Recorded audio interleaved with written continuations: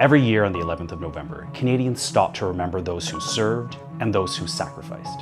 Here in Hong Kong, Remembrance Day is also observed, each year at Statue Square. What most people don't realize is that Canada has a direct connection with this place, not only through the Hong Kong Canadian community, but one that is written in the country's wartime history. Out on the trails and inside the museums, you'll find the places where Canadians fought. I'm Jason. My career brought me back here, to the city that my parents and family once left behind 50 years ago. And when I learned that Canadian soldiers fought and died defending Hong Kong in 1941, I had to understand why. This isn't just a chapter of national history, it's a part of my family's story. How Canada ended up fighting for Hong Kong, what happened next, and why remembering it still matters today. That's the story I want to tell.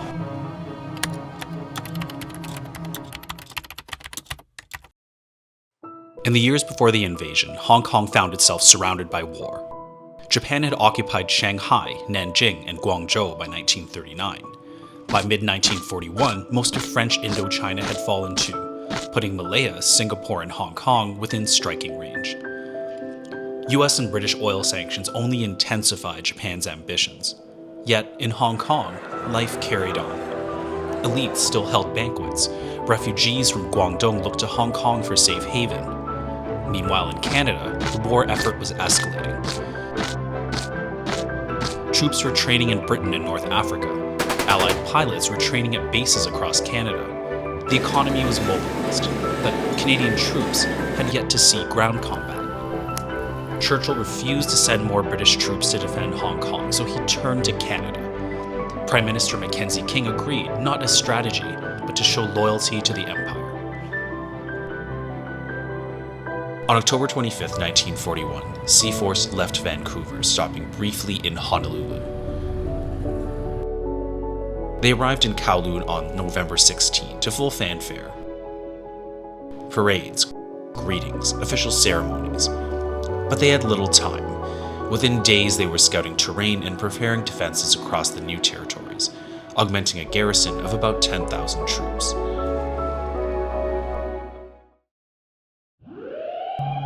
The Japanese struck early on December 8, 1941, bombing Kai Tak Airport and disabling its handful of aircraft. Infantry from the Japanese 38th Division crossed the Samzun River from Shenzhen. Their first objective, the Gin Drinkers Line, a 24-kilometer defensive barrier running from Gin Drinkers Bay to the hills above Sai Kung. A key position on the Gin Drinkers Line was the Shing Mun Redoubt, a 12-acre fortress with machine gun pillboxes, reinforced firing positions, and an observation post. And inside the redoubt, the tunnels even had London street names.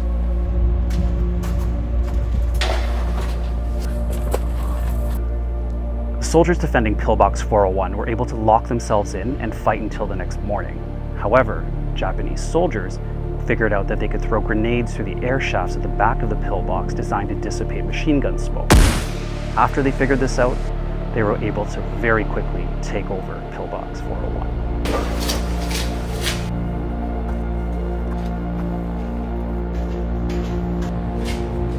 The British expected to hold out for a week. However, the redoubt ended up falling within hours of brutal close-quarter combat.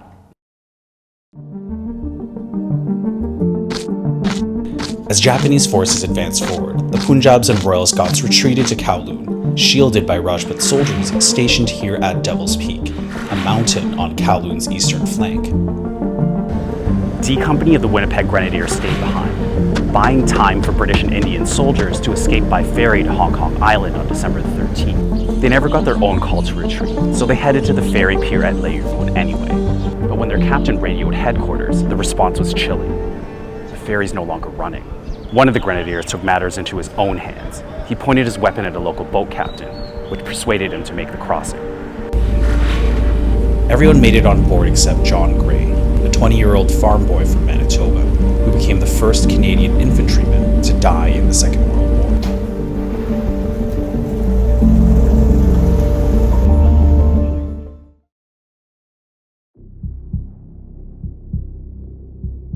So here's the setup. The British reorganized the defense of Hong Kong, 2 brigades, east and west. And then they split up the Canadians. The Royal Rifles go east, under a British brigadier named Cedric Wallace. The Winnipeg Grenadiers stay west, under Canadian Brigadier John Lawson. From the start, the Canadians hate it. The culture clash is real. Some British officers call them rowdy colonials, dismissing their input. And the Canadians, they see the Brits as arrogant, rigid, slow to act. And then comes the real disagreement, where the attack will come from. The British say from the sea, the Canadians say from the north. They're listening to refugees from the new territories, scouts, even the distant thump of Japanese guns in Kowloon. But the British won't budge. The defensive lines stay pointed south, towards the open water. On the night of December 18th, under thick fog and darkness, the Japanese came, not from the sea, but from Kowloon, just as the Canadians had warned. Thousands of soldiers landed on the northeastern shores. Indian soldiers, exhausted from days of fighting, were overrun within hours. The Eastern Brigade was starting to crumble, and the only remaining effective units on this side? The Royal Rifles of Canada, some Middlesex Regiment machine gunners, and some units of the Hong Kong Volunteer Defense Corps. Within 30 minutes of landing, Japanese soldiers had taken control of Leiyumun Fort. Major Wells Bishop, commander of the Royal Rifles C Company, could see it happen right in front of him. But when he reported it, his own brigadier Cedric Wallace told him there must still be friendly forces inside. So he took matters into his own hands, leading a counterattack all the way to the walls of the fort, Tommy gun in hand, and soldiers following right behind him. In the end, they had to pull back, but the message was clear. Canadians weren't going to go down without a fight. Major Bishop earned a Distinguished Service Award for his bravery that day. And here, this plaque commemorates the stand that the Royal Rifles took on this ground.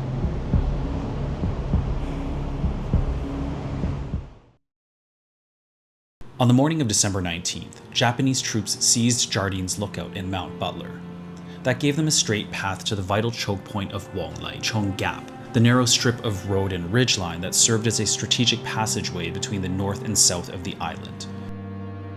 Once they were through here, the island was effectively split into two. The Winnipeg Grenadiers, alongside British troops and local defenders, manned these pillboxes. These were solid concrete, dug into the hillsides, and they were key to stalling Japanese troops charging through the gap. Heavy gunfire from this pillbox just below further pushed back on the attacking forces. However, 12 hours later, most of the Grenadiers were either seriously injured or dead.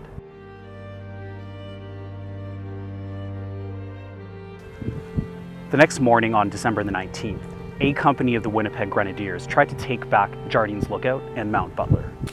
Enemy soldiers surrounded them, throwing grenades at their position. And Company Sergeant Major Osborne took each one of those grenades and threw them back at the enemy. When he realized that he couldn't reach one of the grenades on time, he shouted to get the attention of his companymen and threw himself on the grenade as it exploded. And this plaque, placed here by the Canadian government, commemorates his sacrifice. Staff stationed in these bunkers were primarily from the Winnipeg Grenadiers and other British units. And from these bunkers, they were tasked with controlling 3 battalions and their supporting units. Japanese soldiers made banzai charges from across the street, with bayonets in hand and machine gun fire providing cover from behind. At 10 a.m., the few defenders that were still alive attempted to withdraw. The last message that battalion headquarters received from Canadian Brigadier John Lawson was that he was going outside to fight it out. All but 2 soldiers were killed in the attack, and this plaque commemorates Brigadier Lawson and all of the other soldiers of Canadian Sea Force. Meanwhile, on the other side of the island, the Royal Rifles of Canada were slowing the Japanese advance as best as they could. But by Christmas Eve, Repulse Bay had fallen. The remaining Royal Rifles pulled back to the Stanley Peninsula, hungry, exhausted, and running out of ammunition. D Company was ordered to retake Stanley Village. No artillery, no backup. They were outnumbered, but they went anyway. Sergeant George MacDonald led the charge straight into the village graveyard. The Japanese held the high ground. MacDonald gave one order: fix bayonets and charge. It was hand-to-hand battle, face-to-face, brutal and short. They overran the position, pushed deeper into the village, and when a platoon of Japanese rounded a corner, the Canadians fired first, wiping them out. But it couldn't last. Artillery pounded the village, houses splintered. Low on ammo and out of time, they pulled back under cover. Even after the white flag was raised at 3:15 p.m., D Company didn't get the message. They kept fighting until sundown, until they were finally ordered to stop. A Japanese officer who accepted their surrender said, "I've never known men who could fight so hard." It was the Royal Rifles' finest moment in the Battle of Hong Kong. They didn't win, but they showed the world what courage looks like, and we should remember it. Black Christmas marked the start of 3 years and 8 months of occupation. Through forced repatriation, Hong Kong's population collapsed from 1.6 million to 600,000, a brutal way to ease the burden and tighten control. For civilians who stayed, life was marked by rationing, censorship, and fear. They only had two choices: to endure or to collaborate. Walking through these streets, I can only imagine what it was like for my grandparents, my aunts, and my uncles. Growing up hungry, watching the world around them collapse, forced my grandfather refused to be a collaborator. And when he stopped working, everything changed. The triads thrived in scarcity, trading in key commodities with whomever held power. The city's elites, out of fear or ambition, helped keep order and secured their own survival. HSBC's British bankers lived under guard at the Sunhua Hotel, marched to work each day to liquidate the city's wealth for their new masters.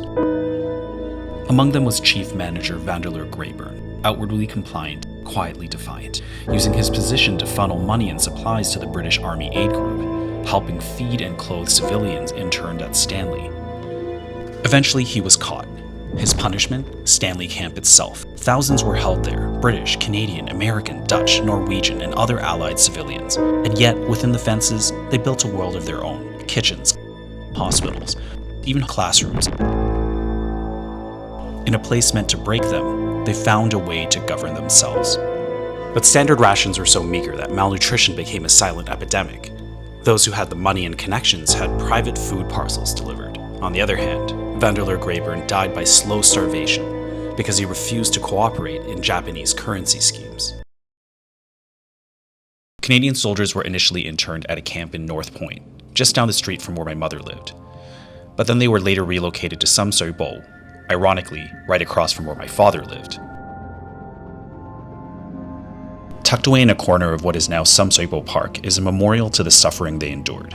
Overcrowding, severe malnutrition, and disease. Some ended up being sent to Japan as forced laborers doing work left behind by Japanese men.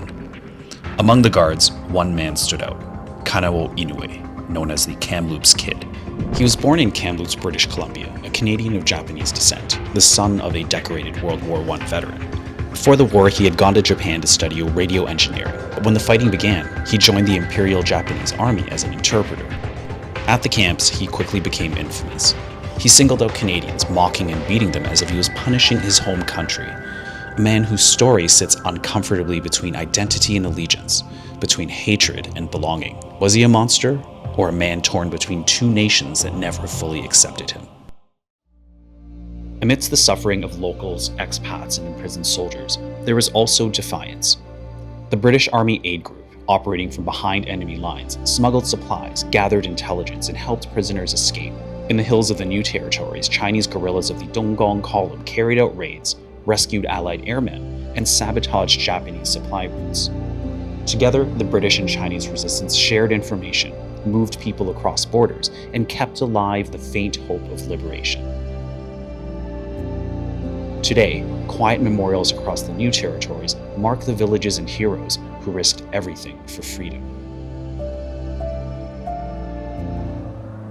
By late August 1945, Tokyo had surrendered. After 3 years and 8 months, Hong Kong's occupation was finally over. Aboard the British fleet was Lieutenant William Lohr, the first Chinese Canadian to serve in the Royal Canadian Navy. The path that brought him here was one of persistence, a journey that quietly opened doors for kids like me. Born in Victoria, British Columbia in 1909, Lohr studied engineering at McGill University, but the Great Depression forced him to leave. Lore starts piecing together a life in Vancouver. He picks up a job at the local Chinese language newspaper. He's vice president of the Chinese Students Soccer Club. And then he does something big. He joins the civil service, the Department of Transportation. He starts out as a wireless operator. Before long, he's supervising a team tracking German U-boats. But even then, what he really wanted was to serve in uniform. The problem? The rules were written against him. By early 1943, the Royal Canadian Navy lifted all racial restrictions. Chief of Naval Staff Vice Admiral Percy Nellis personally urged William Lore to enlist. Lore completed his training and joined the Operational Intelligence Center in Ottawa. Then, in September 1944, he was seconded to the Royal Navy. When he arrived for advanced training, he briefly had to explain that despite his ethnicity, he was a British subject. Once that was cleared up, he got to work, being posted to Ceylon, HMS Lanka. He served as an intelligence officer at South Asia Command. It was quiet, meticulous work, but it would later put him at the center of Operation Dracula, the Allied mission to retake Rangoon, and the beginning of Japan's retreat from Southeast Asia. By late August 1945, after 3 years and 8 months, Hong Kong's occupation was finally over. As the British fleet entered the harbor, Rear Admiral Cecil Harcourt handpicked Lore to go ashore first. He did so with the intention of honoring Canadians who had fought and fallen here in 1941. Lore led a small party through the humid, half-silent city to locate the prisoner of war camps. At Samsaribo, Japanese guards still stood at the gate. There was a moment of tension, a quiet standoff in the tropical heat. Inside, he found men standing in disbelief, thin, hollow-eyed, barely recognizing the world beyond their wire. "Aren't you glad to see a Canadian?" For a moment, silence. Then tears, cheers, and trembling hands reaching out. "Lore?" he cried too.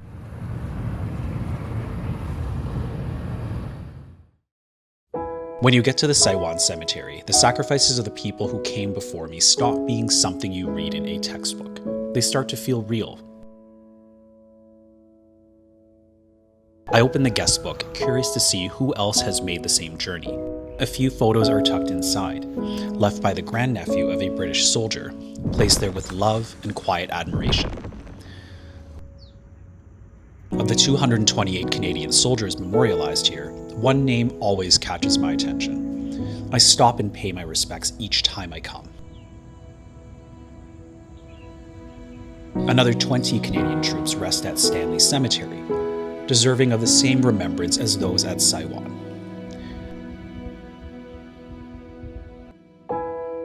And across the sea in Japan, 164 Canadians who were sent to work in coal mines now have their final resting place at the Yokohama War Cemetery. Even closer to home, there's the memorial shrine at City Hall. A quiet corner in the middle of Hong Kong's skyscrapers that keeps the memory of these soldiers alive. I don't know any other place in the world where Canadians can connect with their national history while standing so far away from home. It's where history, family, and identity intersect, where my roots in Hong Kong and my country come together in the same breath. Lest we forget.